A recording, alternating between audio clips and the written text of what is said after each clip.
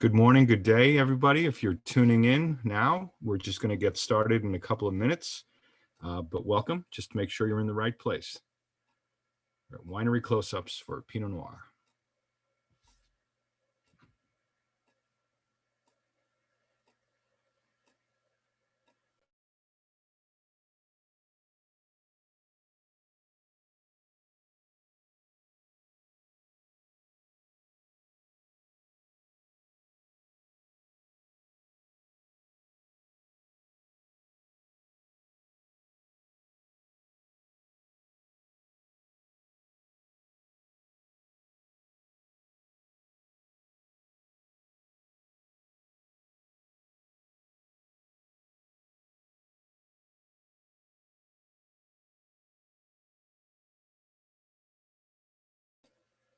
All right, good morning, good day, good afternoon, depending on where you're coming from. Our panelists are coming to us from 6 p.m. in Europe, 9 a.m. on the West Coast, and 4 a.m. in New Zealand. God bless them.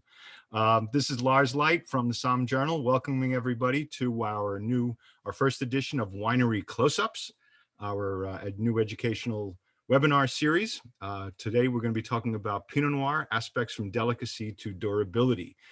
This is done in conjunction with the Somm Journal and SommFoundation. And first and foremost, we have Meredith May, publisher and editor-in-chief of the Somm Journal, to say a quick word about one of our other sponsors as well. Good morning, Meredith. Good morning. I am so excited to take a trip around the world today to see all these great Pinot Noir vineyard sites close up. And we're so proud of our partners, National Geographic and National Geographic Books. And we've got the new Sotheby's Encyclopedia here. We're going to give away 2 of those today as part of our scholarship program. So thank you all, and we'll have a great time, believe me. No doubt. Thanks, Meredith. I'm glad you got your post-breakfast workout in too. Those books weigh a little bit as well. So a couple of rules, a couple of housekeeping issues to cover on. First of all, we are live on Facebook. Second of all, this is being recorded. So it will be available on the sommjournal.com website, as well as our YouTube page. And the recap, an editorial recap of feature, will be written in the August-September Somm Journal. So Right. Remember to tune in for that. Thanks, Mer. And as Meredith alluded to a little bit, in our collaboration with SommFoundation, we also have a little bit of an incentive for you today to get a hold of one of those heavy books, heavy and incredible wealth of value to them. So I'd like to introduce Lynn Fletcher from SommFoundation to tell us a little bit about how you might be able to get into the contest for one of those. Good morning, Lynn. Good morning. So welcome, everybody. Thank you so much to the Somm Journal and all our panelists and wineries. We really appreciate the chance to be a part of this great series. We're really excited about it. So first off, we are going to be giving away 8 people get access to Somm Geo for the next year from a random drawing we're going to be doing for all of you participating today. So we'll notify you within the next 2 days if you've been selected as one of those lucky people. And then if you want to participate in the competition, we're doing an essay contest for a $400 scholarship. We're going to be sending out an email within the next 2 days to all of you attending today with the instructions and the prompt for the essay. You'll have until Monday night at midnight Pacific time to submit your response, and then we'll probably take about a week to get back with the winners, and those will be announced by the 28th at the latest. But the lucky winners will, the first 2 scorers will receive a copy of the new Sotheby's Wine Encyclopedia that you just saw from Meredith, and first place will get a scholarship for $400. So pay close attention, and we wish you luck. Fantastic. Thank you, Lynn. So we've got a great panel lined up for you today, as I said, coming from a few different parts of the world and some really exciting Pinot terroirs. In my experience, I have to tell you, every winemaker that I've met that has either gray hair or no hair blames it on Pinot Noir. I don't know if this panel reflects that or all. I'll let you judge them one-on-one, and I don't have to ask them that question. I'm very fortunate today to have 2 fantastic people helping drive this. So first and foremost is Andrea Robinson, who is, I almost needs no introduction. Fantastic guide for all things wine to both the trade and the consumer through her Andrea Wine website, is doing some wonderful education, always has been and always will be. So welcome, Andrea. Great to have you here. And also Greg Van Wagner, a sommelier from wine director at Jimmy's in Aspen. He's developed the Somm Geo program, which I always like to say is sort of like Google Earth meets the wine world. It's a fantastic program. Lynn mentioned to us that some of our winners will have the chance to access it. Everybody can see it through SommFoundation.com. And Greg is going to give us a little tease, a little snippet, and use the tool to walk us around Burgundy today. So Andrea and Greg, please take it away. Greg, you want to start by showing us where we are on planet Earth? Absolutely. Well, thank you so much, Lars. And everybody, it's really amazing to be here. Good morning, and present the Somm Geo tour for this event. For those of you at home, we're also going to put the link to this tour in the chat box, so you can play along. And each screen is totally interactive, so you can explore the wine regions as you'd like. And it's an example of a much larger platform that's available to donors to the Somm Foundation that includes all the world's wine regions and downloadable maps and quite a bit of wine theory.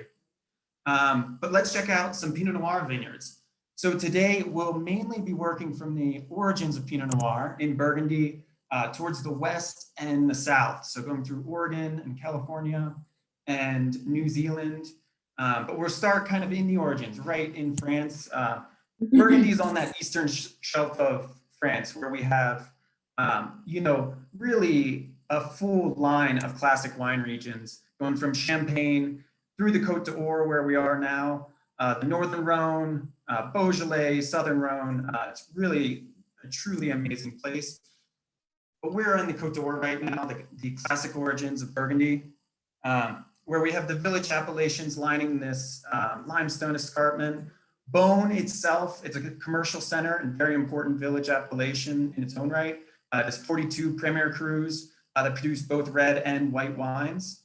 And the Louis Jadot, this Clos d'Ursule, I believe this is the very original parcel of the house, wholly owned since 1826. And starting off in Burgundy is great.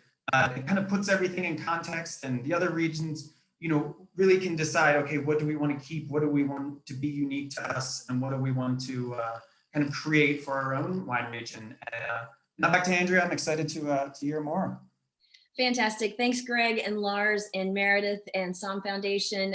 This is obviously super exciting. The reason we're talking about Pinot Noir in the context of all of these different wine regions is because, as everybody who knows and loves the grape will regularly say, Pinot Noir is a place that broadcasts its site or its terroir more than any other. And so today we have really some of the jewels in the crown of the Pinot Noir tiara of greatness, with all of the different regions that we're going to focus on today, and the artisans who are the drivers of basically escorting the particularities and the special aspects of their site into the glass. And Greg, to your point about the limestone in Burgundy, that's where we start.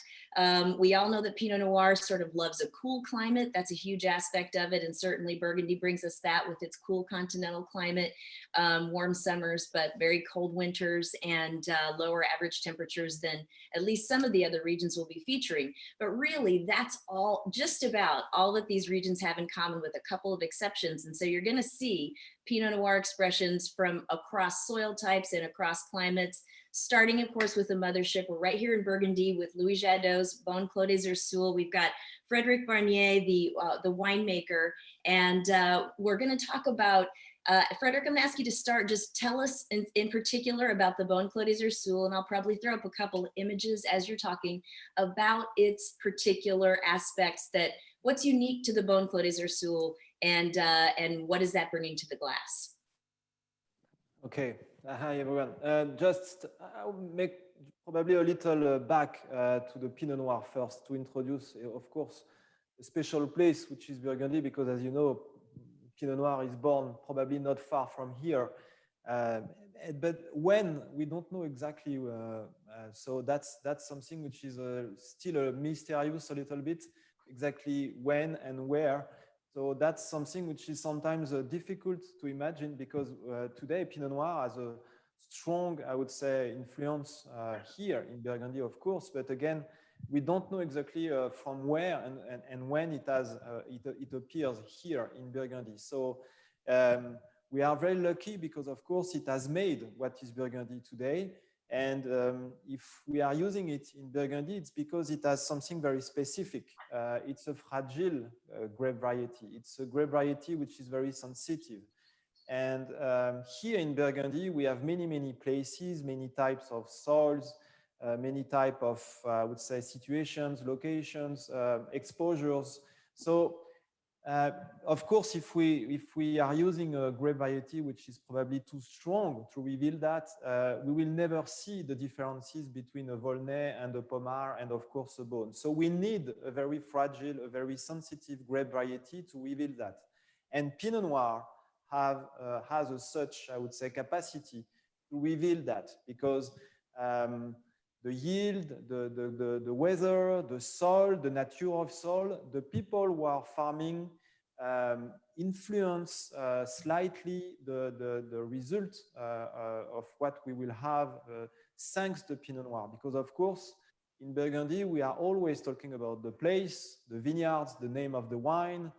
We have probably a part of the greatest wines we are producing in the world, but honestly, we are nothing without a good vegetal. So Pinot Noir, it's really what makes the place so special, and that's really it is, I would say, the revelation of the place. So if we are talking a little about Clos des Ursules, of course, it's one of the first plots we have bought in Burgundy. I mean, when the Jadot family arrived from Belgium. So it's really the heart of Maison Louis Jadot. It's really our DNA. One of the first, I would say, place for us discovered by the Jadot family. And that's really a special, I would say, bone. Why? Because again, in Burgundy, a good wine, it's not only a location, it's not only a question of geology, it's a question of history, it's a question of what have made people generation after generation in such place. And here, it's a vineyard which has been made by some of the monks. Again, the monks were very important a few centuries ago in Burgundy. And we have kept, in fact, the transparency, the purity of the place century after century, because it has been always the same place, farm, and with his name, Clos des Ursules. So it's a monopoly. We are alone to produce it. We are alone to farm it. And it's exactly on the middle of the slope. So it's not a strong slope, a steep slope, but very gentle slope. With a mix of clay and limestone, as you said before, but as everywhere in Burgundy. But again, on the middle of the slope, so it's a good location because we have enough water, but not too much water. So the soil is has a certain generosity, but not too much, because of course, here in Burgundy, we need at a certain way to suffer a little to make something good. We need to sometimes, to have a little difficulties to arrive to a nice level of quality. So it's exactly why this Clos des Ursules is so special, because you have not exactly something not too rich, not too easy to make. So that's why it's a so special wine. Frederick, I noticed that in the image of the soil, there's a lot of white rocks, which I guess at least have some limestone component. There's also a lot of red to the actual dirt. Is this an iron-rich part of Burgundy as well?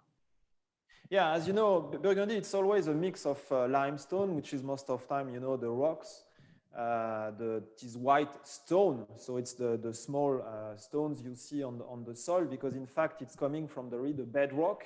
And it's coming up year after year through the work we do on the soil with the labor, for example.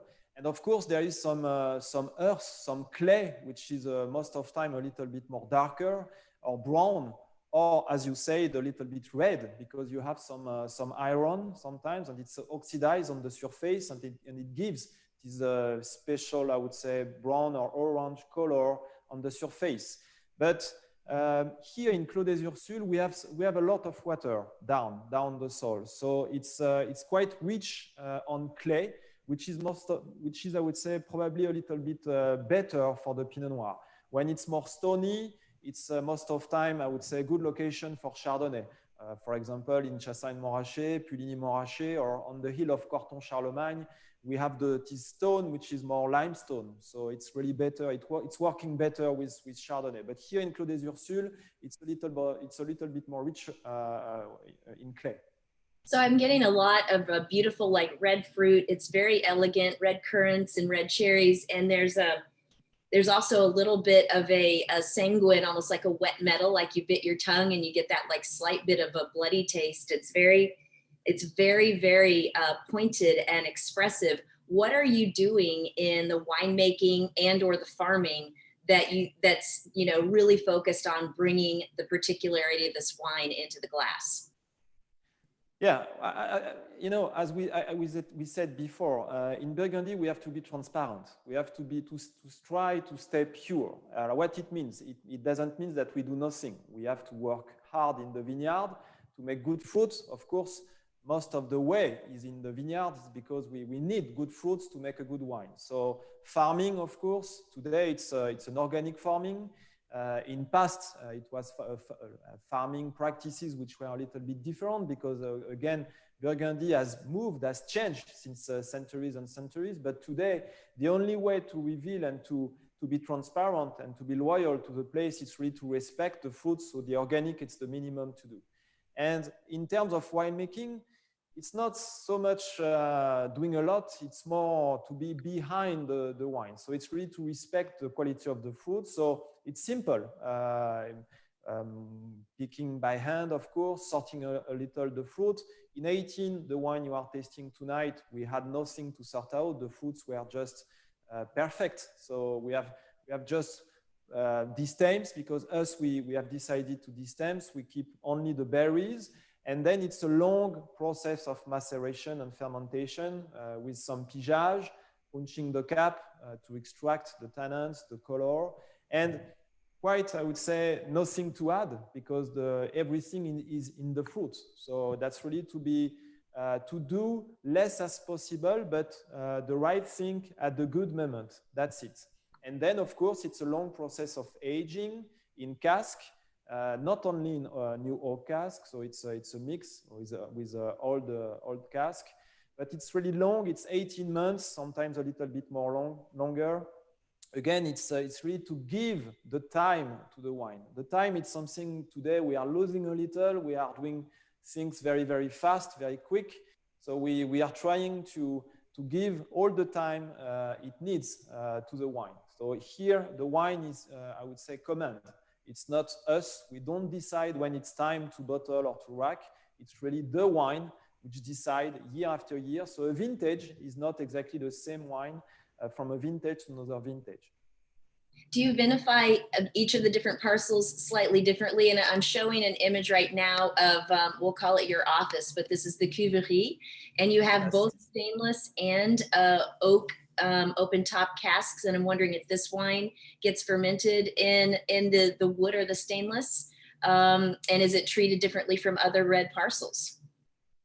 Yeah, well, the choice of the tank depends, of course, of the quantity we are picking because we have different size of tanks. But that's true that we have probably a better confidence to the oak tank to keep a certain to give some time to a maceration because stainless steel tank it exchanges a little bit quicker in terms of temperature, so the fermentation don't last the same time as in an oak tank. So if we are, I would say, working on our greatest appellations, most of the time we are using the oak tank because we have a better confidence and it gives again more time to the maceration.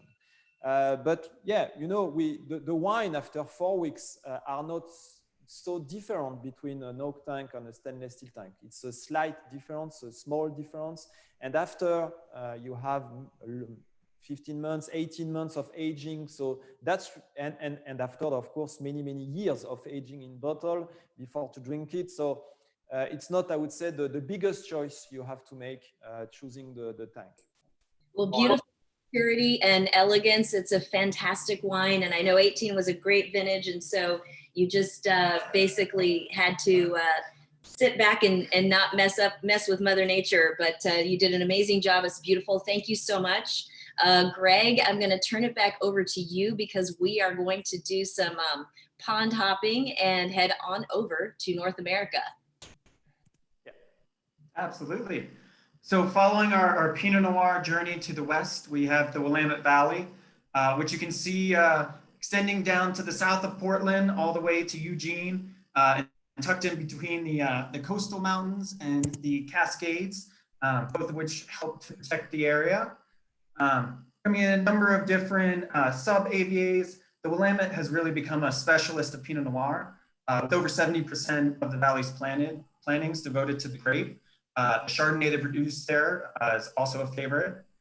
And now heading up to Yamhill Carlton District, really one of the most important and classic sub-AVAs of the Willamette, where they have ancient marine sediment soils. And the whole appellation sits tucked into the base of the coast mountains. So it creates a rain shadow effect across the appellation. Here we have a really beautiful site to see, Willamette Estate, where they're able to do a number of different single vineyard bottlings, but all sourced from this one 420-acre home estate. And I'm excited to hear a little bit more about each. Fantastic. Thanks, Greg. So we've got Eric Kramer from Willackenzies, the winemaker, and I'm going to just ask you to bring us to Willamette Valley first and foremost, because it's completely different from Burgundy where we were.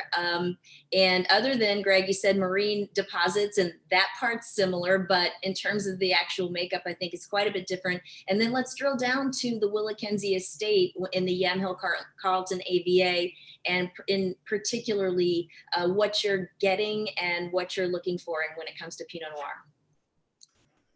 Thank you, Andrea. And gosh, being a National Geographic lover for as long as I can remember, I was so excited when I heard about this. So this is absolutely cool, and that Somm Geo tool is amazing. Yes. So we don't have the same kind of time horizon here in the Willamette Valley that, say, we were speaking about and hearing from Frederic. So first Pinot planted here largely back in 1967 in the Dundee Hills. So we're in the Yamhill Carlton district. So I've been in the Willamette Valley for about 16 years now, and there are some things that kind of resonate with me, I guess, from a geographic perspective in terms of what helps to define the region and the Pinot Noir expressions that we see. Some of that simply boils down to this climatic shift that we see on an annual basis between maritime and Mediterranean. We're just kind of moving into that Mediterranean part of the growing season where it's a little bit drier. I would say we're transitioning. So we see rainfall kind of here and there with occasional sun breaks. But the summer here in the Willamette Valley, for the vast majority of the growing season, when we actually have canopy in the vineyards, is quite dry, and a typical day maybe in the mid 70s with low relative humidity, down around 20 to 30%. Long days. We're about 45 degrees north latitude here in the Willamette Valley. So long, moderate days with low humidity. And it cools off a fair bit at night because of that low humidity. Down to, I would say, kind of mid to upper 50s is typical. And then we'll transition back to maritime. So people oftentimes will say, doesn't it rain a lot in Oregon? And it does, but that's confined to a specific time of year. Sometimes that rainy season really can start for us in the very middle of harvest. And so we do deal with challenging vintages here in the Willamette Valley, but that's okay. We've learned to live with it and appreciate it. And I think it makes us better wine growers as a result. And the rainy season really gets going in, say, November and runs through kind of March, April. So that's important. The soils here, so Pinot Noir is typically planted on a clay-based soil. And if I were to speak about dominant soil groups, I would be speaking about something of either volcanic origin. It's a very tectonically active area. here in the Willamette Valley or sedimentary origin, but largely clay-based soils. And that clay has really terrific water holding capacity. So between the combination of rainfall in the maritime part of the year, the dry summer, which is relatively low disease pressure, and soils that have good water holding capacity, and then moderate temperatures with long days, I would say we have an environment that's just set up for not just viticultural success, but it's the agricultural scene here in the Willamette Valley is pretty terrific. And the fruits and the vegetables here are all very good. And Pinot Noir and Chardonnay happen to fall into that, into that category. Yes, we can throw in truffles as well, right? You've kind of got it all there. And I guess a few Burgundians have found the allure of Willamette Valley for Pinot Noir as well. Take us into the estate, and as you're talking about it, I'm going to show an image that gives the vineyard block, so you can kind of give us a sense for what you have there and how you're making the most of it. Yeah, absolutely. So Willamette Estate, incidentally, was founded by a gentleman from Burgundy named Bernard Lacroute. And most of the planting here at Willamette Estate was done between 1992 and 1996. So it's a 400+ acre estate where we have just under 100 acres under vine. The vast majority of that happens to be planted to Pinot Noir. You can see that beautiful kind of tapestry of Burgundy looking blocks. And one of the things that I love so very much about the estate is this topographical kind of diversity that we have that's defined by a number of different ridge lines and draws. We have a couple of different faults running through the property, varying aspects and exposures and soil depths. And with all of that, we have a multitude of expressions of Pinot Noir. I mean, so you had mentioned about how Pinot Noir does such a great job expressing its sense of place. And I would say quintessential Yamhill Carlton and Willamette Pinot Noir is really about this wine that kind of moves between red and dark fruit, but there's this very noticeable kind of savory, sometimes almost briny kind of expression that it can have. And texturally, the wines can be, energetic and powerful. But within the Willamette Estate, because we have so much diversity there, we have another kind of level of depth of expression there.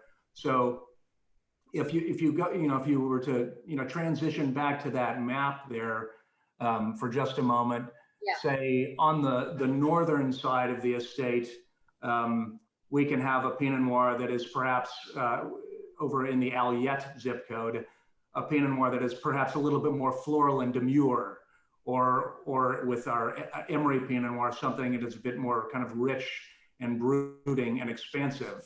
But I think for me, working as a Pinot Noir winemaker, it's so fascinating seeing how it does such a very good job expressing its sense of place, and it's absolutely cool.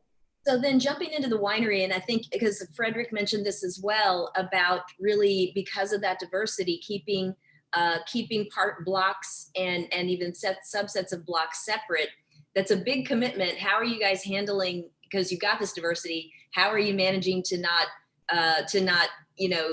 dissipate it? You obviously have to ferment things separately, and that's a big deal. It is a big deal, and and it's important for getting a chance to really know and understand all these little idiosyncratic personalities that are spread across the estate. So what isn't necessarily reflected in that image is we have better than 40 individual parcels of Pinot Noir with different plant material, clone and rootstock combinations. And so we made a pretty big capital investment at Willamette Estate a few years ago to essentially create an infrastructural arm of the vineyard. What does that mean? We have essentially one fermenter for every parcel based on what we might anticipate with respect to yield. And I can't tell you what a big deal that really is for us to get a chance to know and understand each little bit and piece of the estate and optimize a lot of decisions along the way. And with respect to handling in the winery, much like Frederic had mentioned, it's a pretty hands-off approach so that we can allow the Pinot Noir to really express itself and that sense of place so very clearly. But to have the infrastructure that can support that kind of process is pretty critical to what we're doing here at Willamette. So with that in mind, because Frederick mentioned destemming for, at least for that parcel, where are you with that? I know that's a thing that a lot of Pinot Noir producers are, talking about playing with and changing. Are you using any whole bunch? What are you doing? Yeah, so everything is handpicked on the winery, brought into the processing line. It's destemming. I would say we may experiment with whole cluster from time to time, but generally speaking, it's largely 100% destemmed. I think one of the things that at least in my opinion, the Pinot expression off of Willamette can be somewhat nervous and lean into rusticity. So being mindful of that, that sense of the estate's expression, that doesn't always necessarily, align perfectly with whole bunch. So it really depends on the vintage. Yeah. Yeah, I get this incredible, like a spent campfire, that smokiness that's left over. It's a little bit of a char, which I associate with Willamette Valley Pinot Noir, and that's really a generalization because there's plenty that don't have it, but I'm definitely getting that. If you were to describe sort of some of the characteristics for the style that you're going for, just in terms of taste, aroma, what are some of the markers that you're trying to accomplish? Yeah, so aromatically, it's really about letting the estate express itself. This is a 2018, so I would say it's a more opulent expression of Pinot Noir from the Willamette Valley, where for me as a wine grower, winemaker, I don't spend a lot of time thinking about aroma very much, because they're all fruits, and if they smell good, then they smell lovely. It's really about texture. So for me, it's about creating something that offers almost an ethereal feel on the palate if it can, and something that basically enters with finesse and balance and has some energy and some really great length. But really, it's just purity, clarity, sense of place.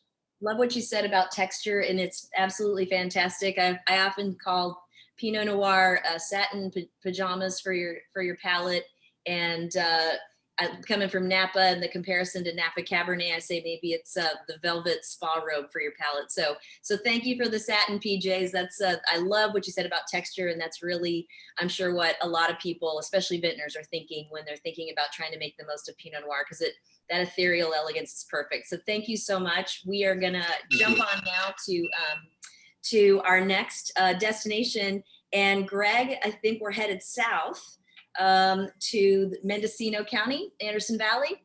Take us there. Absolutely. So we are now in California, heading just a little bit south, where we have a number of top wine regions that see a lot of success with Pinot Noir. And every region has quite a bit of other unique factors to it, but one common thread that you see is really the importance of the great air conditioner of California wine regions, right? The Pacific Ocean. So the proximity to that oceanic influence makes a huge deal. Typically those areas that are closer see cooler temperatures, more fog, and are definitely more suited towards Burgundy varieties. And then you start to see the warmer weather varieties as you move further inland.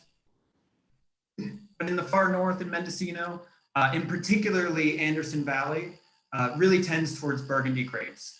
It's region 1 ranking on the Winkler scale, has huge diurnal temperature shifts day to night. And they've definitely really embraced organic and biodynamic viticulture up here. I think that's well represented in the DAC vineyard by Domaine Anderson, where it's completely organic and biodynamically farmed. And with that, take it away.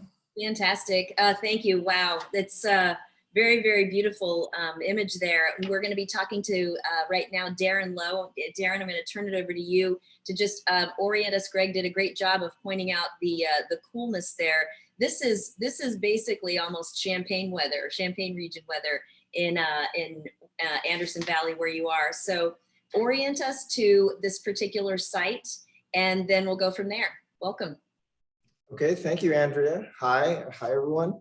Yeah, it's funny you mentioned Champagne, because we do have our origins in the Anderson Valley, in the 80s, Maison Louis Roederer, from Reims in France, the Champagne house, came over to California to look for some land to grow Pinot Noir and Chardonnay. So we take a page out of the continental growing of the Pinot Noir in Europe, but make it into Champagne.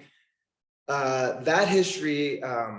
And coming over here to the Anderson Valley, they found this little valley, which is it's quite small comparatively to the other northern California valleys that grow wine.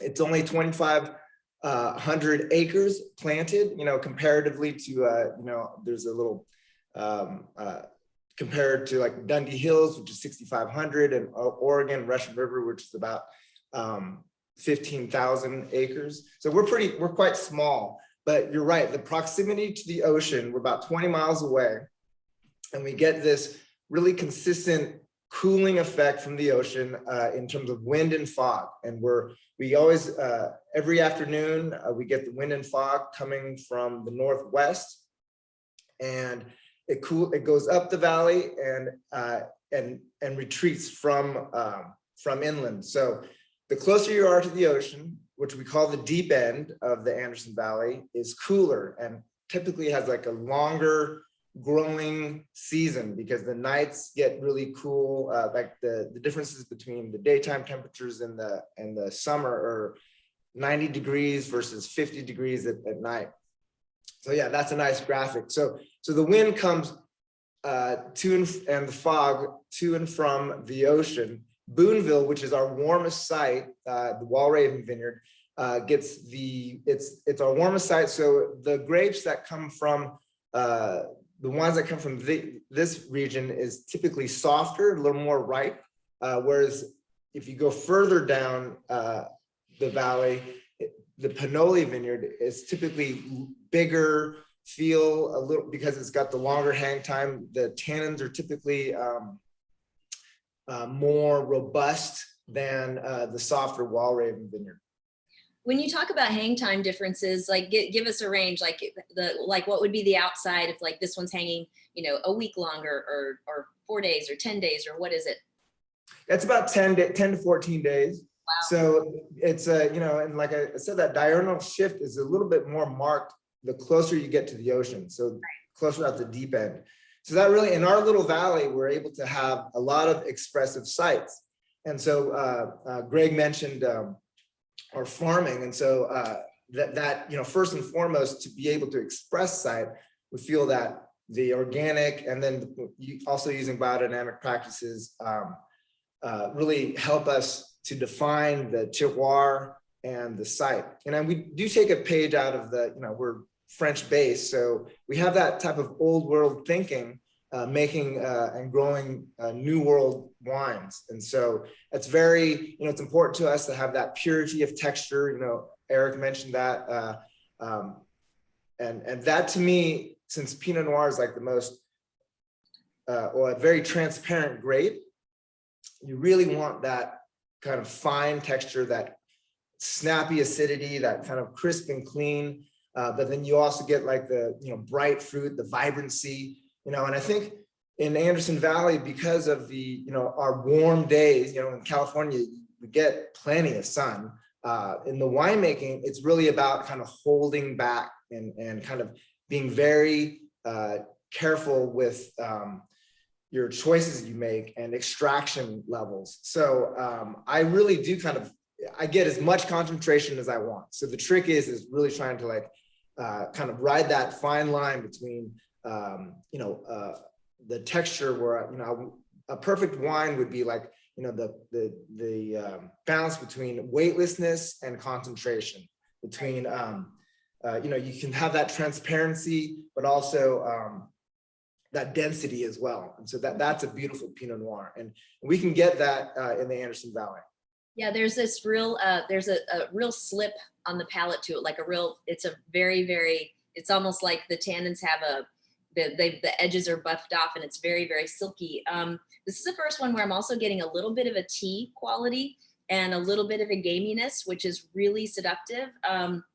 What are you doing in winemaking? I know you said you're kind of riding the line, but can you get a little bit more specific about particularly how you're handling extraction? Because these are very rounded, slippery texturally, and it's very, very lovely. Yeah, so like I said, it's just being very careful about extraction, not letting my temperatures get too high. It's all, natural fermented, temperature controlled ferments, in the sense that I use temperature to control my yeast because I don't inoculate. So we harvest, it takes a while to get that yeast population in the must so that we start fermenting, naturally, I guess after 3 days of cold soak or so. And that's just natural, 3 to 5 days. But I really, we're tasting every day. We're kind of making sure that the tannins and the extractions aren't too much. And so we're pressing early. We're making sure, we're not using too vigorous of punch downs to extract, all that. We'll typically use, combo between foot tread and pump over and punch down to really try to make each ferment. And we break it down into 2 to 3 ton ferments. So we have about 40 of those every year. And we're only a 17-acre vineyard. So, I mean, we're really in typical Burgundy fashion, just kind of like slicing and really putting, the specific parcel in each tank. And I typically use some stem too, because if I'm extracting really light, the stem, some of my ferments have 100% whole cluster, where that will also kind of beef up the mid palate. If I'm, getting too careful, I can have like the stem tannin to kind of round things out.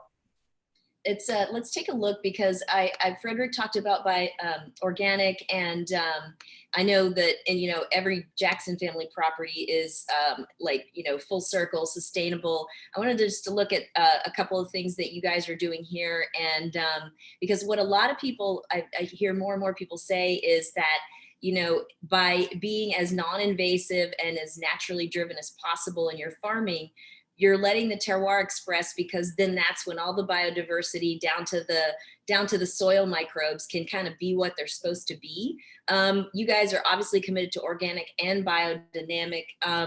What's your feeling about that? And it feels like obviously this is a baby terroir in terms of history, but is that part of the objective, or is it more just that it feels right, it's the right thing to do, or are you chasing terroir expression as well with the approach to farming, so organic and biodynamically?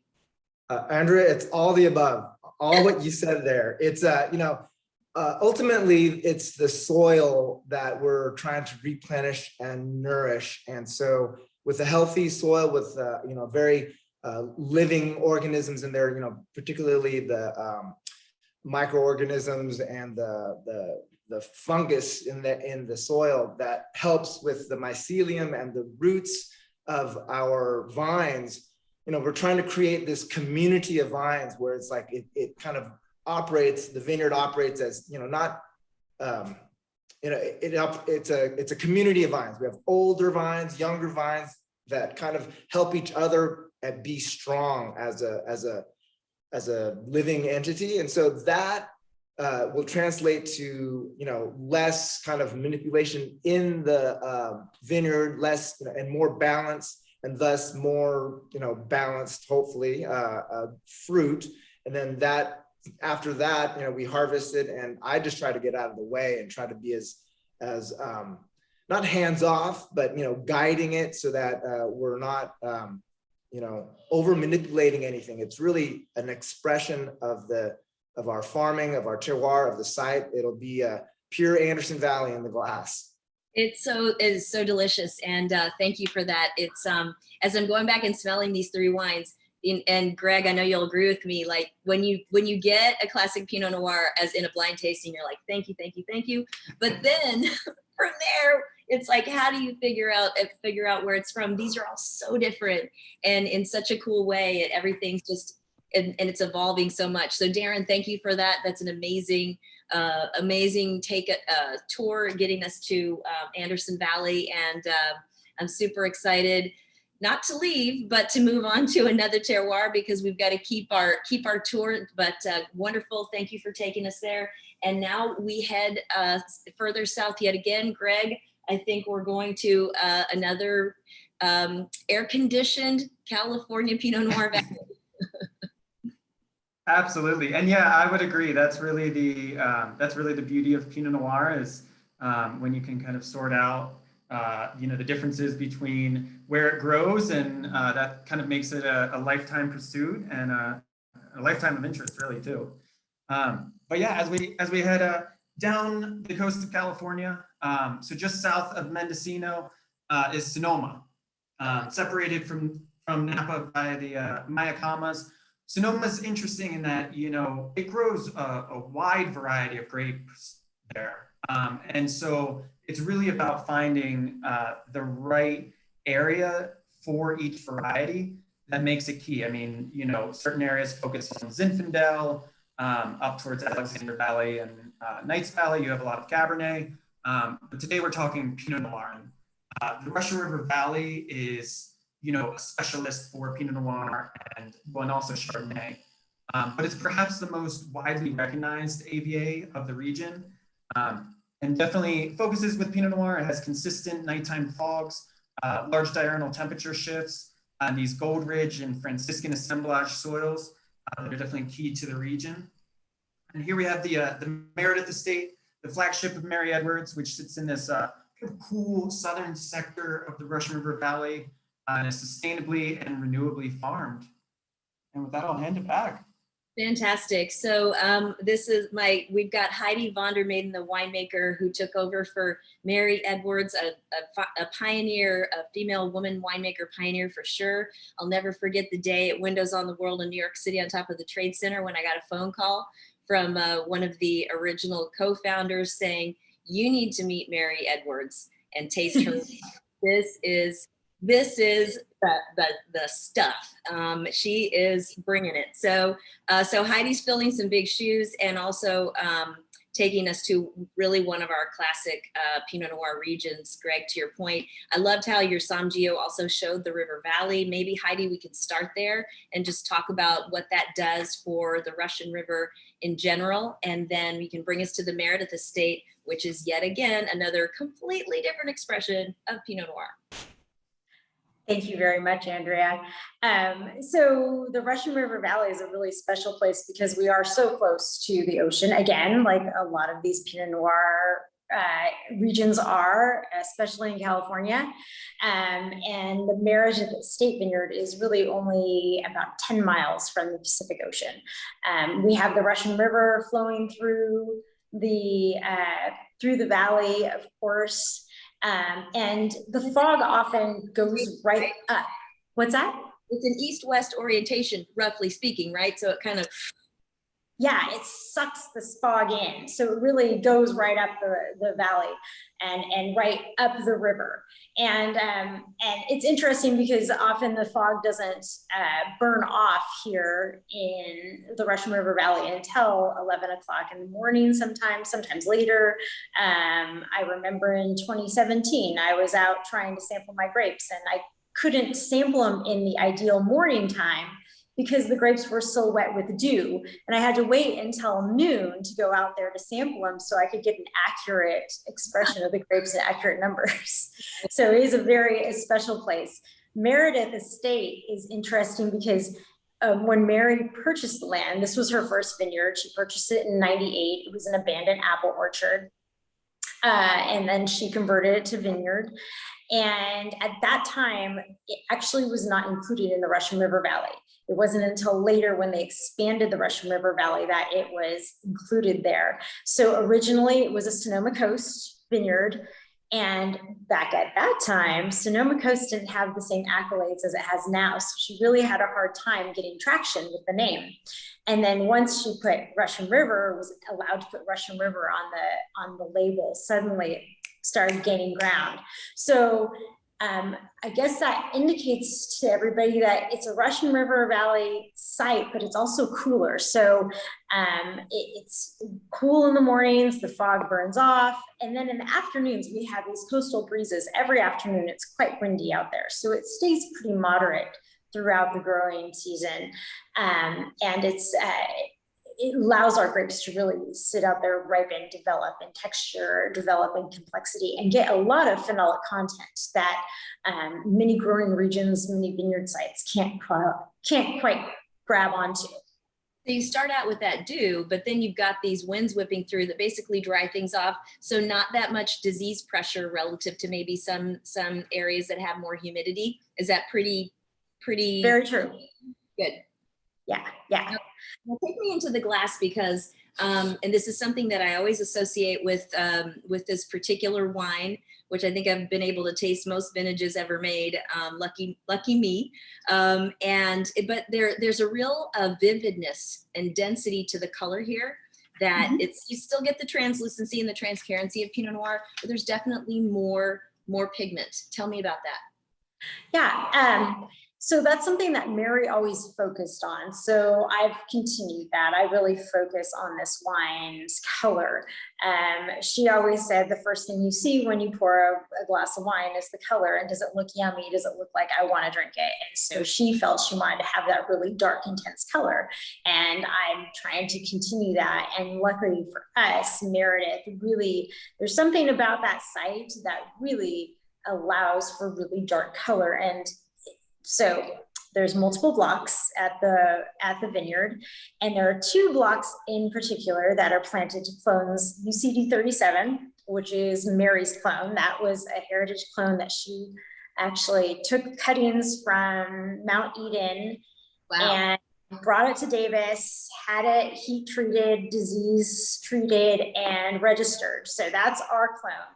And it has very small berries and lots of the chicks and hens. So it gives, right there, you have a lot of phenolic content for those skins for the dark color. And then also 667 is planted there. And there's something about these 2 blocks. I don't know what it is in the soil or the aspect, because it's not that much different from the ones right next to it, but it always has really, really dark color. It's there. Yeah. So tell me about the soil. You mentioned that, and Greg was talking about, and we've all heard these terms, the Gold Ridge and the Franciscan Assemblage. Can you tell us a little bit about, what does that mean? What's in there? Okay, so we do have Gold Ridge soils. Let's see if I can get this right there. Get a little bit of a view of, this is actually soil that we grabbed a sample from at the Meredith Vineyard. So that is Gold Ridge soils. And you can see it's really sand-like. It's really loamy. So these are very well-draining soils. It's a decomposed sandstone, and there's not a lot of nutrients in it. So that means you have well-draining soils. You can really, as a vineyard manager and a winemaker, do what you want in the vineyard as far as, I want to increase the canopies. Well, you can add some compost for that. Or, I want to, increase phenolic activity. Let's delay and do a lot more deficit irrigation to really control what kind of grapes you're getting. So it's really lovely soil for grapes. Wow, so you really get to sort of play around, and I guess that gives you some flexibility to work with different vintage conditions. If you were to describe the style, like talk about the fruit profile, the taste that you're looking for. Well, Meredith, it's 20 acres.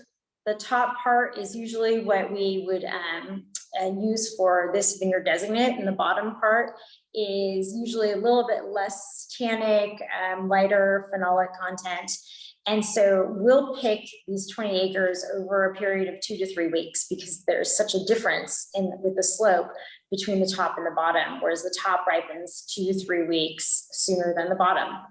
The fog really hangs in at the bottom down there. And I'm looking for really rich, dark tannins, but there's something that's very elegant about the Meredith tannins as well. So there's something silky, beautiful, and yet powerful.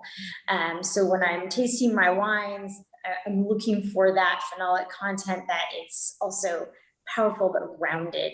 And then the fruit profile is usually really, classic Russian River, dark berries, dark cherry fruit. So it's really a powerful wine.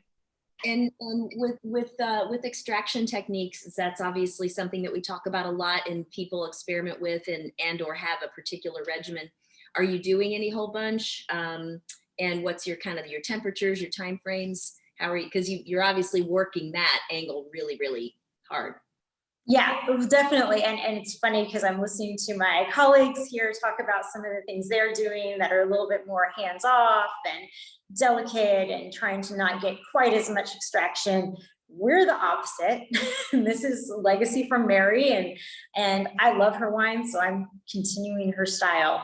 So I'm looking for warmer temperatures. So I'm looking for more extraction. We're doing 5 punch downs a day on our fermenters during the peak of fermentation. So and then we're also taking samples to the lab during fermentation and testing for phenolic content to see how we're doing. How are we doing with extraction? Are we getting everything we can out of these grapes?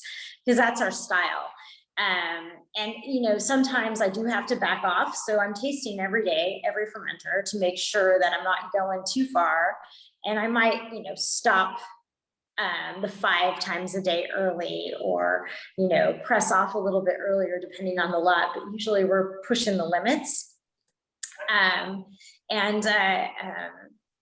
I lost my train of thought. No, that was great. It really, the stylistically, it's so cool to have this different iteration. I was just thinking, good thing for mechanical tools these days, because otherwise that'd be a lot of jumping in and out of casks if you did it the old. Oh my gosh, yes. Either that or recruiting the kids. Well, thank you, Heidi. This is really, really delicious and another great, totally different expression of Pinot Noir. And so thank you for that. And thanks for joining us. Greg, I'm going to take it back to you to bring us down to, well, our signature limestone deposit wine in North America, or at least one of the very few. Bring us down to, we're going to Mount Harlan now, right? Absolutely. Yeah, Mount Harlan, head down through the Central Coast.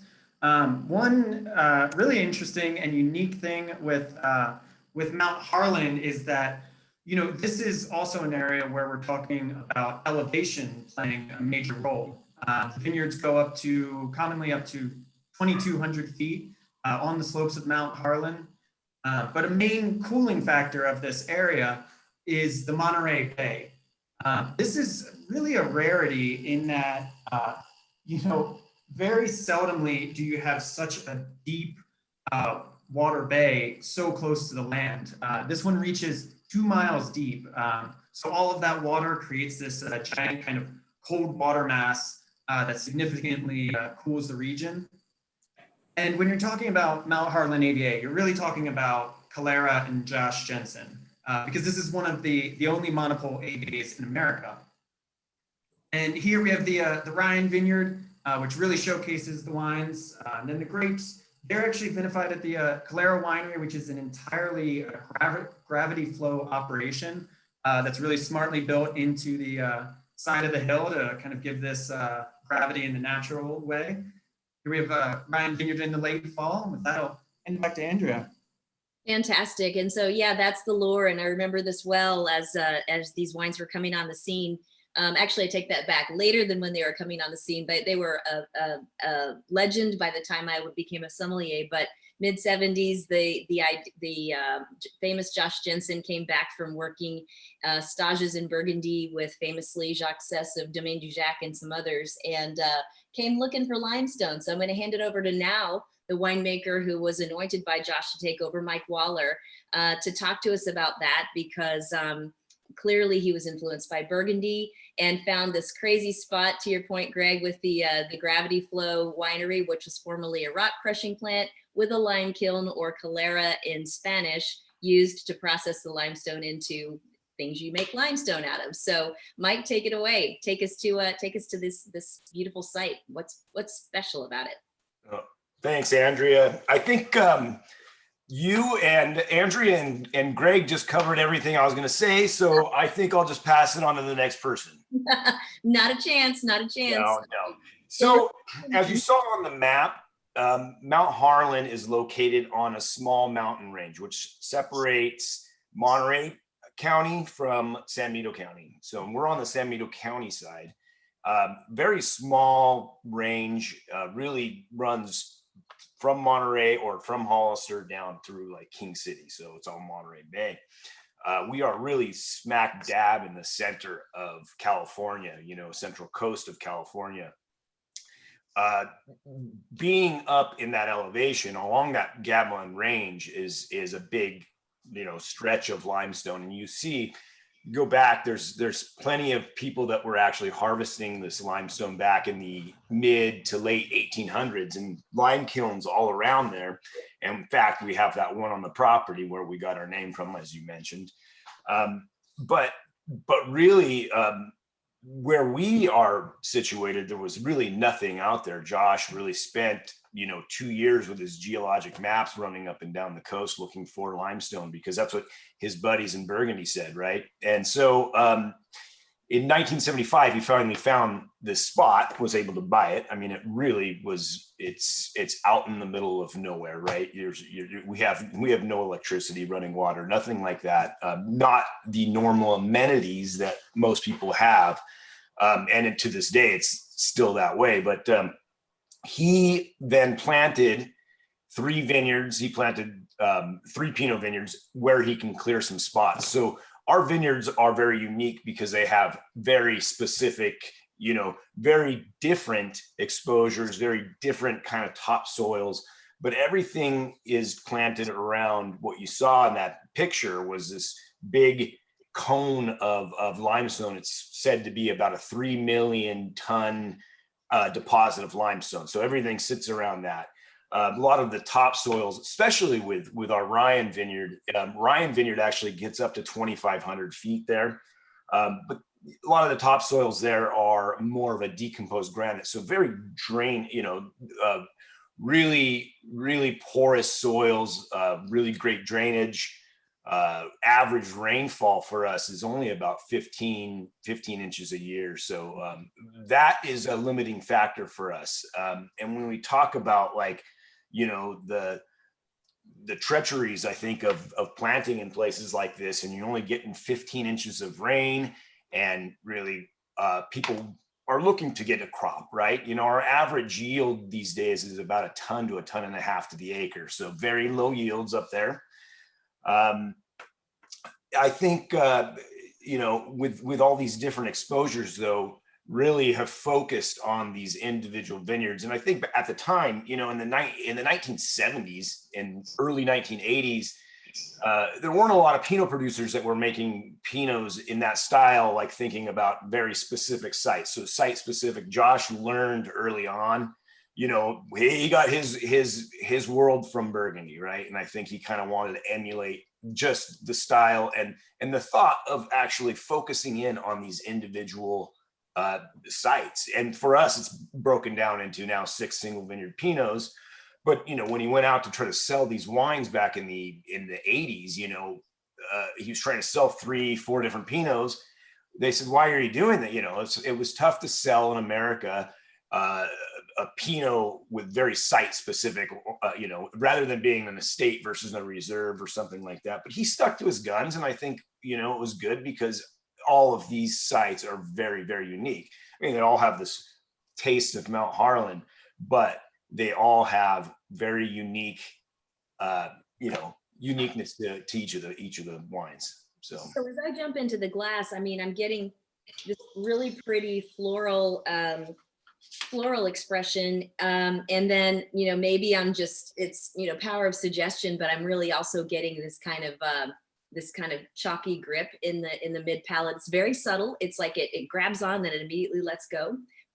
But is that something that is typical to Ryan, or is it something that runs throughout the stable? And what are some specific characteristics for Ryan?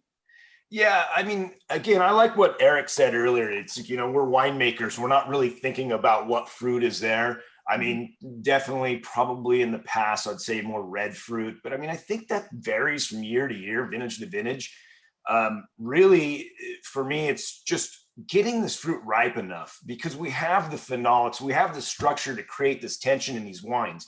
They all have a similar tension that runs along them. I think the older vineyards, the ones that were planted in 75 have softer, more subtle phenolics, tannins. The Rhine tends to have a little bit more grippiness right now. How are you, talk about vinification a little bit. Obviously we know gravity flow, but how are you handling extraction, especially with these tiny yields that you have? Yeah, I mean, this is, and Darren was saying it earlier, that, we're really kind of hands off, but I think we truly are. I mean, I think Josh learned how to make wine in the early 70s in Burgundy before, we had great destemmers and we had all this stuff. So he brought that back and really kind of ran with it. So we've always been 100% whole cluster. We've always been native yeast. So basically we bring the grapes in, we throw them in a tank and we let them go.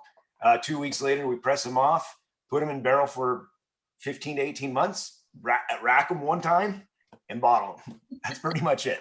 That's pretty amazing. So that's a great point too. I've heard people say that the whole discussion about whole bunches, it's very much a modern phenomenon, especially when you talk to the Jacques Cess generation and then kind of the next one down. It's like, we didn't have destemmers. So, Yeah.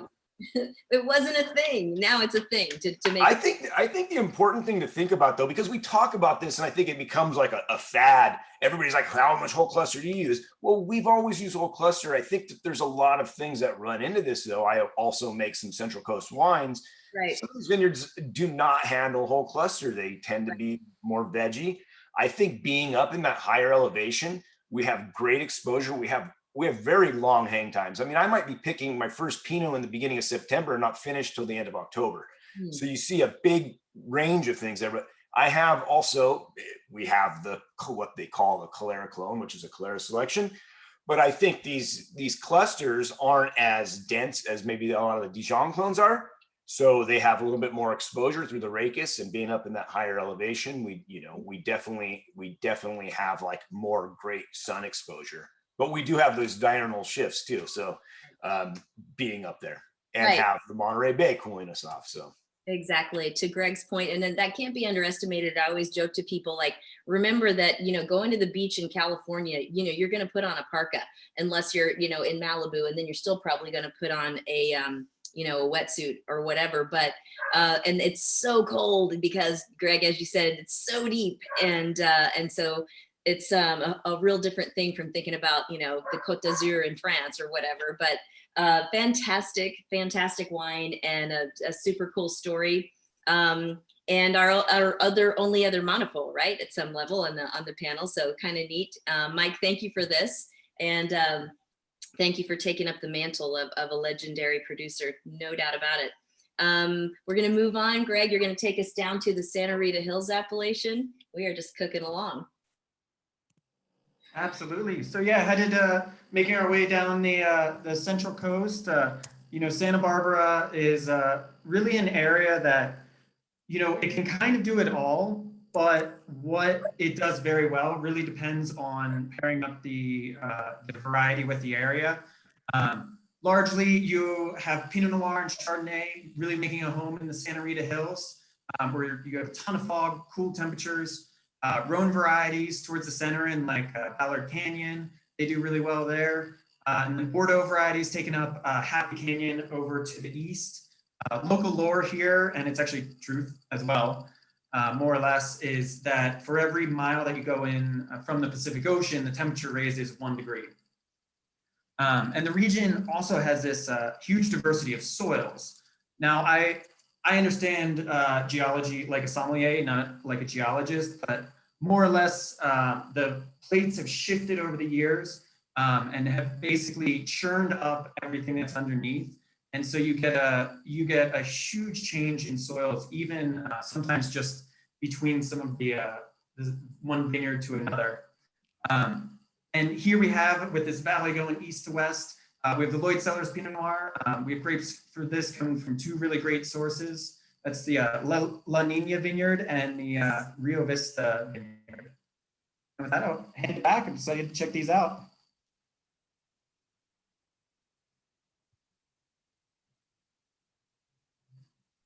Sorry, the dog was barking, and so I thought I wouldn't share that part of the Napa Valley scene with you. But anyway, this is really a very cool, another example of an East-West vineyard orientation. We're going to talk to Rob Lloyd of Lloyd Cellars here. And I am so fascinated by the soil description here because it's a diatomaceous earth, diatoms that are ancient algae, and they're carapaces that were deposited hundreds of millions, I think, of years ago. I think of DE, diatomaceous earth, as a filter medium. I didn't know we grew grapes in it as well. So Rob, take us to the site and talk about this. And you also said a descriptor for your wine. And I'm getting totally that description in there, but I'm gonna let you do the reveal. Welcome. Well, thanks for having me. Very happy to be here. I'm having a lot of fun listening to everybody else, and just all the different styles. And this is what makes Pinot so fun. But with the site, with the DE, the boots don't lie. When I'm out in the vineyard, I'll be walking around in black boots, and I hop back in the car, and they are white. So just a ton of powdery soil. And the fun thing for me is getting two sites there. One of our sites is a little bit, I guess, being a California kid, you come off the 246, past the 101, heading over towards the 1. And when you're more inland, Rio Vista tends to get a little bit warmer, just as was described earlier. And then we're about 2 miles away for La Viña. And so with the ripening for those two vineyards, totally different. The soils are a little different. We'll harvest normally about a week apart. And La Viña that will come in a week later will tend to be about 2 bricks less. So it's a lot of fun. I've worked with a lot of different vineyards in different areas over my career, but Santa Rita Hills for us, when we came out with our first Lloyd Pinot, was the one that we wanted to go with. It's a really beautiful expression. This is this along with the Meredith Estate for Mary Edwards is going a little bit more in the direction of the darker, rather than red fruits, more of the blacker fruits, a little bit more lusty, dusky. And you used a descriptor that my husband and I like to joke about from time to time because it gets used a lot, but it's interesting. What do we mean by the word bramble? So talk to us about the particular taste profile that we're talking about here. You said brambly spice. Yeah, I don't even know if brambly is a real word, but it's that spice component, and it's that kind of spicy with a little bit of earth is how I always describe the brambly. If we're going in different winemaking camps, I'd say Heidi and I should be hanging out. We definitely like getting a lot of extraction, a lot of color. I've been making a lot of different wines over the years, a lot of Chardonnay. We're kind of known for making a big Chard, and so I needed to have a big Pinot, and if you're tasting it, So speaking of extraction, you have a particular approach that you're taking to cap management, where everybody, just to reorient people, you've got the fermentation tank and all of the solids, the cap with the skins and the seeds and the solids are basically floating to the top, but that's where all the phenolics are. And as your mother would say, don't peel the apple, eat the skin, because the good stuff's under the skin. So more than just phenolics, but you also have some risks when your cap's exposed to volatile acidity and attacks of microbes. So you've got a particular way of managing that. Tell us about that. So yeah, years ago we developed the open top fermenters with what's I guess called a submerged cap device, and it basically acts kind of like a French press. So once we'll get the fermentation going, we'll do French délestage or rack and return. And we'll basically use gravity to take the juice out. We'll lock this submerged cap in, kind of the French press, and we'll put the liquid back on top. And so rather than basically me having to jump in and mix it or punch it down, we use what the yeast are naturally generating, the CO2, to constantly kind of mix the wine. And then we'll just do once a day rack and returns to be able to get that oxygen in to keep the fermentation, nice, healthy, and active. And the neat thing is also with the Rio Vista vineyard, it does tend to take a little bit higher bricks to get it right. And so by doing this submerged cap device, using this, it allows us to be able to control the alcohol also, because depending on the length of the ferment, we can lose up to basically 2% ethanol out of those ferments. So it's just kind of another fun tool. And this is why I fell in love with winemaking. Where you grow the grapes, what bricks do you pick at? Do you destem, do you not destem? And we do destem. But all these different things and how you make it: closed top, open top, submerged cap, fermenting in barrels, just an endless different spice rack to cook with. Yeah. So when that surfboard breaks, you can use that to kind of punch down. Just kidding. So you talked about, you said you're destemming. Then the slide that I showed mentioned reduced use of sulfur. I've heard a lot of people say, and the slide also mentioned that Pinot Noir likes to ferment really quickly. So what are you doing to control that? And are your overall ferments shorter and you're trying to stretch them out? How's that work? It depends on the year. With the 2018 that we're drinking, we picked out a little bit lower bricks, and so the ferments, I always want the ferments to go basically as long as they can. I like them a little bit slower. Just getting that skin contact, you're able to absorb more out of there. With the 18 and with a lot of the wines, we tend to press off at about 1 to 2 bricks, and I like to have the wine go into barrel to finish out, just really feeling like I love yeast. They're just amazing old Dow scrubbing bubbles. And so by putting them into the barrel and having the wine finish in barrel, it really helps to kind of integrate the oak with the wine. Right, because they say that that yeast helps to sort of metabolize some of the oak lactones that are being contributed, so it gets them integrated more. And is that also a little bit more of a reductive environment, so you have to use less sulfur because you're kind of protecting the wine? Is that right? Yeah, and I'm not a huge, I'm not a huge sulfur dioxide fan. It is a great tool. We definitely will use it, but especially when you're going into barrels, the great thing about barrels are semi-permeable membranes. You're getting that micro-oxygenation. Or if you add in something that basically absorbs oxygen, you're somewhat defeating the purpose. So we'll use temperature to control. So we will go into the barrels to finish out the ferment. We do a small amount of inoculation for the secondary ferment. And then we use room temperature to control that, so that we want to struggle out that primary, struggle out that secondary, so that we naturally generate that CO2, which is the natural preservative, so that we don't have to add in that sulfur, so that we are able to get that really good micro-oxidation in the barrel for as long as we can. Wow, super fascinating. So when you're tasting the 2 separate vineyards, is the fruit taste different? And I know, and this is very typical of my Napa Valley neighbor Cabernet makers, I can't ever get them to talk about what the wine tastes like. And especially, Eric, to your point about the fruit, because they're like, as long as the fruit's tasty, I don't care if it's red or black or in between. I want the texture and the aromas, and I get that. But do these taste different? Like if you're sampling the grapes, is one like clearly darker and redder, and the other one redder, or is it vintage dependent? They're always very different. And I describe La Viña as feminine and Rio Vista as masculine. And a lot of times, it is, you kind of put those two together and you can make one great wine. So they always are very different between the two of them. And we've sometimes we'll bottle the La Viña separate, but I really like how they kind of come together and complement each other. Yeah.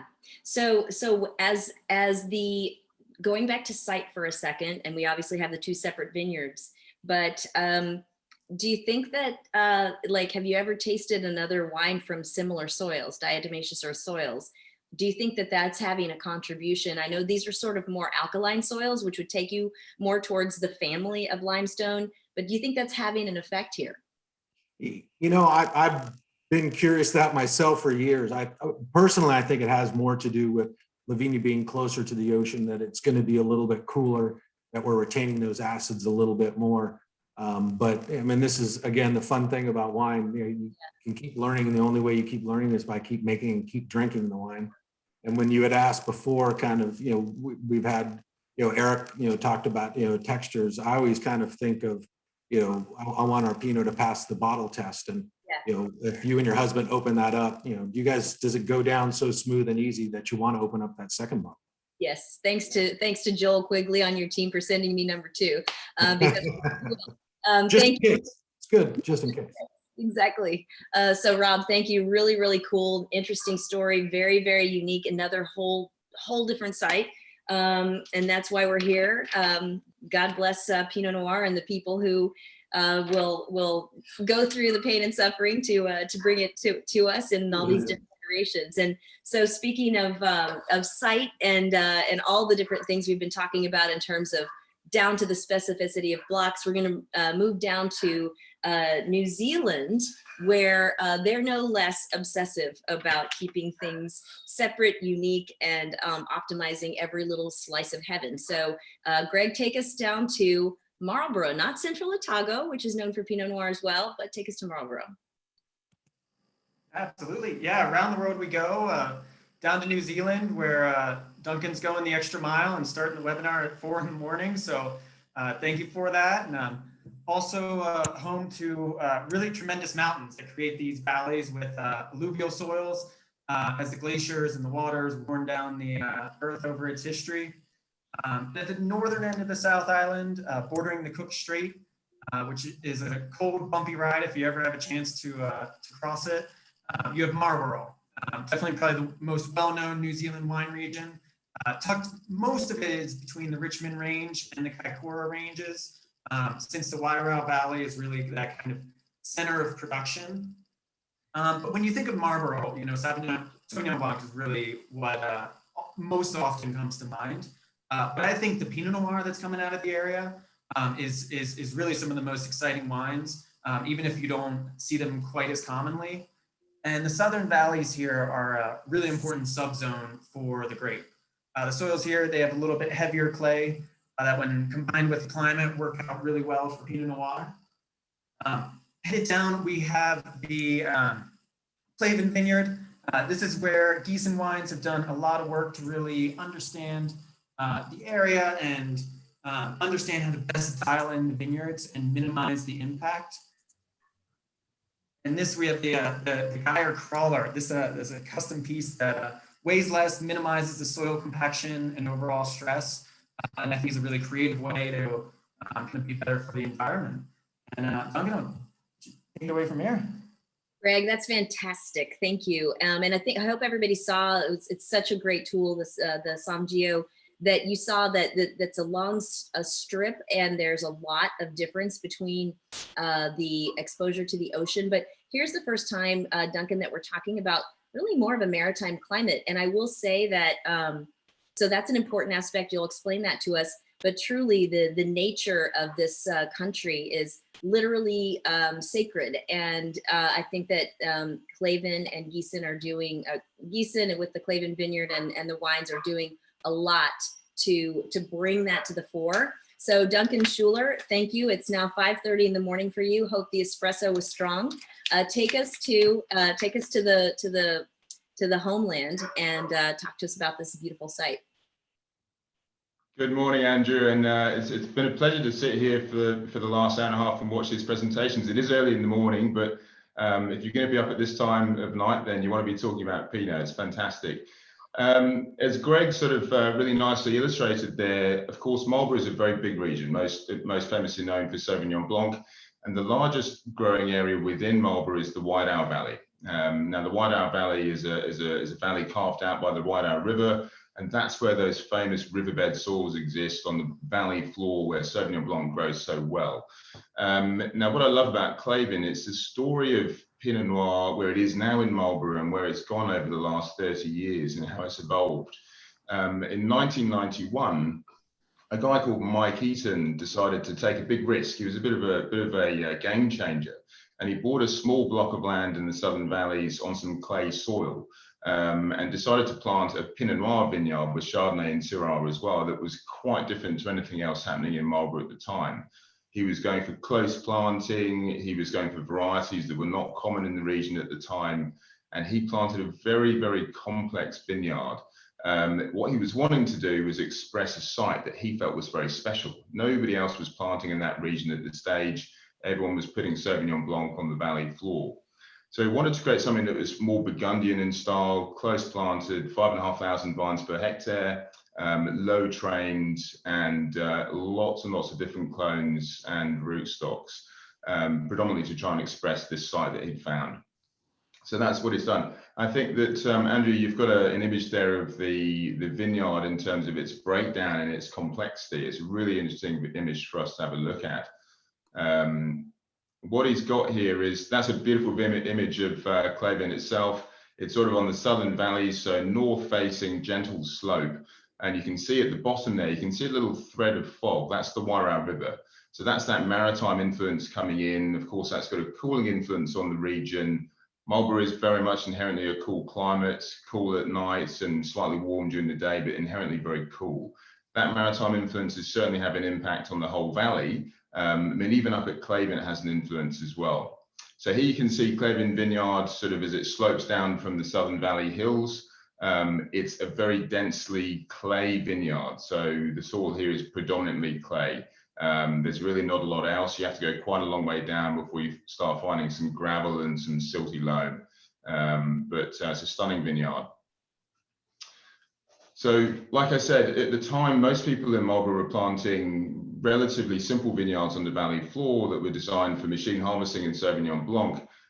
What Mike was doing was planting a really complex vineyard. The site itself is very, very complex. The site is rolling. There are several clay fans that feed through the vineyard itself. And we have many, many different clones and rootstocks. What he was trying to do is create a site that allowed the winemakers 10, 20, 30 years later to express the vineyard site more than the clone or just the variety. And he's done that really successfully. So what we try and do at Clavin is we've separated this 13-hectare vineyard into several individual blocks. When I say several, you can probably see on this diagram now that there are many, many different variations in the site. And if you look at it closely, sorry, Andrew. I said just a couple. Yeah. Yeah, so what you're looking at there is a vineyard that's separated by strips of 2 or 3 rows that are a separate clone or rootstock, all within little sub-blocks of the same vineyard. What that allows us to do is when we come to the vineyard to harvest, we can, as much as possible, allow the blocks, the sub-blocks, to do the talking and not the clones. It's a complex vineyard to make wine from and certainly to harvest, but we try and take the complexity out by picking large components of the block at a time. So of course, what that means is we're picking several clones together, several rootstocks together, and hopefully we're creating a wine that's expressing that sub-block rather than the clone itself. And I think that was Mike's vision in 1991 when he planted the site. He certainly wasn't thinking about efficiency or about making a vineyard that was easy to grow fruit on or to make harvesting decisions. He was thinking about the site and trying to express it.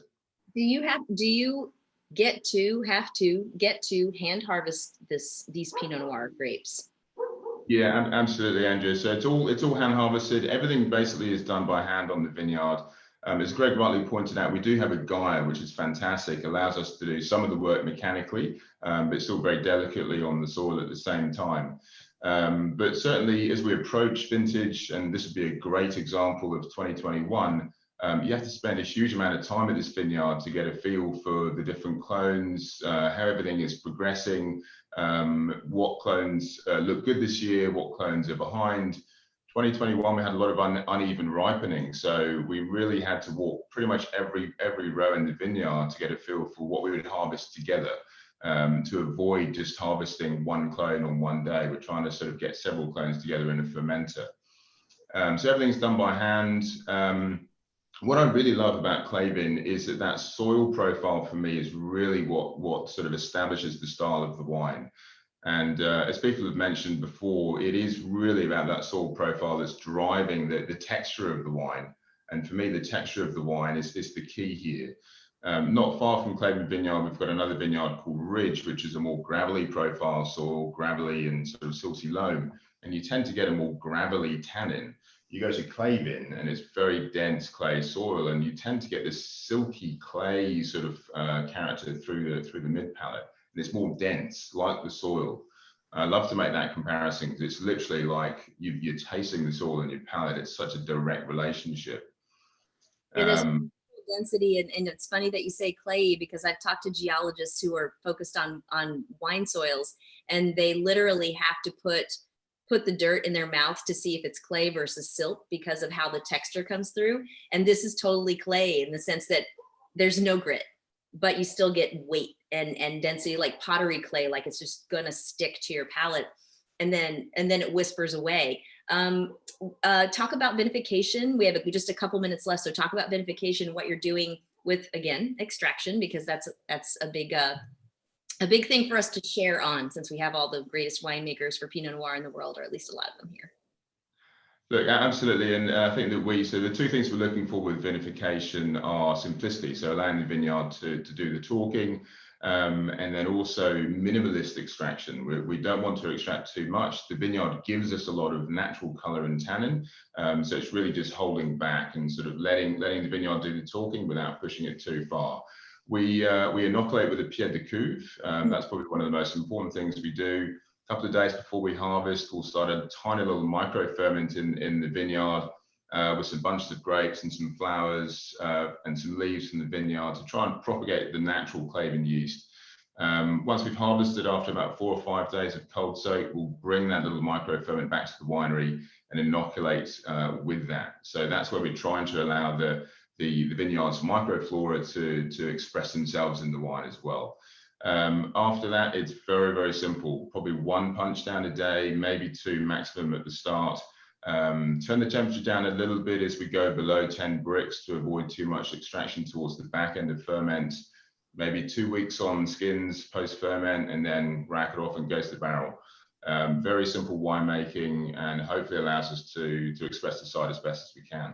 So that's really cool. So to explain the pied de cuve, it's where you're taking basically you're taking some tissue, like grapes, but also you mentioned flowers and leaves from the vineyard, and they've got the native yeast on them. And so you're starting a little, smushing that up, starting a little mini ferment, and then letting the yeast population build up that way. So instead of inoculating with a commercial yeast, you're able to use the natural yeast population, which is a bunch of them, right? A bunch of different ones, to get your whole fermentation going. But you do it in a way that the yeast are happy and healthy and active, so they can kind of control the vat and everything goes smoothly.